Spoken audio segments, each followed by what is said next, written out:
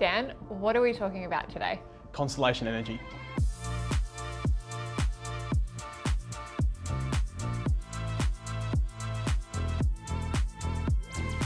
Can you tell me why Constellation Energy is a decarbonisation enabler?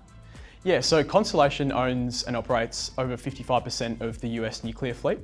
And why this is important is we think that nuclear energy is the cornerstone of the energy transition. And so the reason for this is threefold. It is the only form of baseload, carbon-free, scalable generation. And so I'll just break down a few of those attributes. So the first one being clean power. So nuclear generation is a chemical reaction. It doesn't emit any carbon. And so Constellation talk about saving 120 million metric tonnes a year from being emitted into the atmosphere through their generation. The second attribute is the baseload generation. And so in contrast to renewable power, which is inherently intermittent, i.e. When the sun isn't shining or the wind isn't blowing, there's no power being generated. And this ultimately doesn't match a lot of the household and industrial demand for power. And so that's why nuclear plays such an important role in the decarbonisation of our energy mix. Constellation Energy is a great example of climate and AI converging. What do we mean by that? So I'd say that AI drives climate and climate enables AI. And so the way to unpack that would be to start with NVIDIA and their new chip, the Blackwell chip. And so relative to the previous generation, the Blackwell chip consumes 60% more power. And so although Blackwell is much more energy efficient, a lot of that efficiency is reinvested in more compute. And so when we think about NVIDIA being on a 1-year product cadence and bringing out a new chip every year, that chip's ultimately going to consume more power. And so we think about the power consumed per chip going up. On the other hand, maybe the easiest way to characterise this is that what we're seeing is training clusters. So clusters of GPUs being packed together to train these large language models, getting larger and larger. So GPT-4, which is OpenAI's most recent model, was trained on 25,000 GPUs. Companies like Meta and xAI are training models on 100,000 GPU clusters. And based on our industry conversations, we expect GPU clusters in the size of circa 1 million GPU clusters in the not too distant future. And so what this means is, without even considering the demand for inference chips, there's going to be a lot more chips sold. And so you have power consumed per chip, and the number of chips growing, you have exponentially more power demand. And so when we look at it from the supply side of things, you have an energy mix that is decarbonising. So you're taking coal and gas out of the energy mix and replacing it with renewables, which really makes it hard to sort of make a dent on the demand inherent from AI use cases. And the other thing I'll just note is the difficulties in the US with grid interconnection. So in some states, it can take about 7 years to get new generation connected up to the grid. So when you compare a short-term supply environment, which is limited in its growth and maybe even coming back with these coal retirements, and demand growing exponentially from AI. And so what this emphasises is the inherent value of nuclear energy and its carbon-free baseload attributes. Can you explain the deal between Constellation Energy and Microsoft?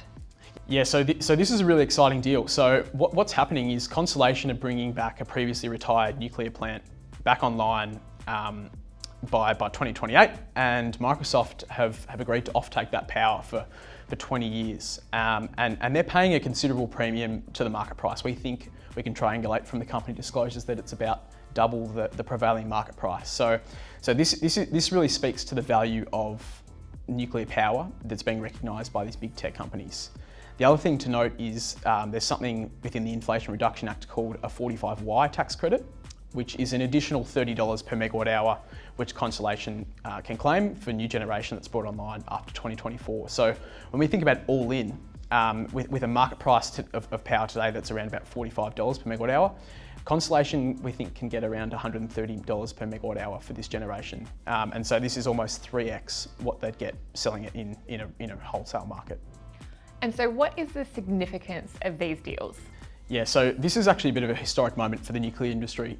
So it's the second plant that's been restarted in the US in recent times. And it proves a stark contrast to the steady cadence of decommissionings that we've seen since the Fukushima disaster in 2011. And so, also, firstly, what it shows, as I mentioned before, is the willingness to pay for nuclear energy and its attributes. The second thing, I mean, these deals have been rumoured for a while, and not to the extent of a restart, but there are a lot of concerns raised about repurposing nuclear sites for AI workloads, just given the customer bill impact. So ultimately, less power generation means the customer bills go up, and would burden an already tight market or tight power market. But by Constellation bringing a retired plant online, it actually is net new generation, which is really good from a regulatory perspective.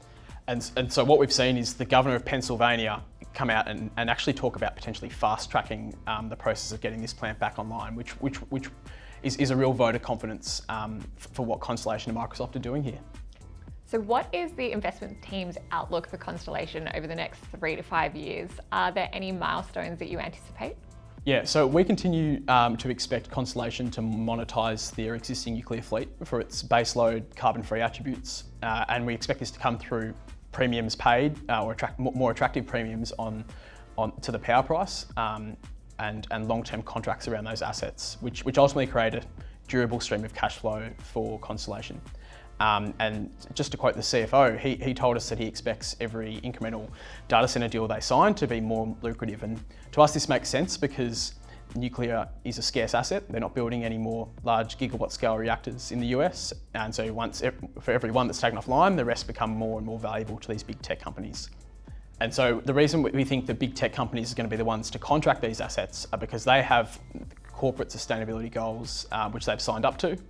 And they're the ones pioneering these AI advancements. And so the only way for them to effectively power these energy-intensive technological advancements is by using nuclear as a source of energy. And so what we expect is deals like the deal that Amazon signed with Talon Energy, which are called behind-the-meter deals. So what this entails is taking a nuclear plant offline, off the grid, and plugging it straight into a data centre. And so you might think this sounds a little bit excessive, but the reason for this is threefold. That firstly, the speed to market or time to power. So there is tremendous value. We think there's tremendous value in reducing the time it takes to get a data center online to the hyperscalers. The reason for this is because of how important the technology is from a strategic standpoint. They're willing to pay a premium to avoid those interconnection queues that I talked about earlier on.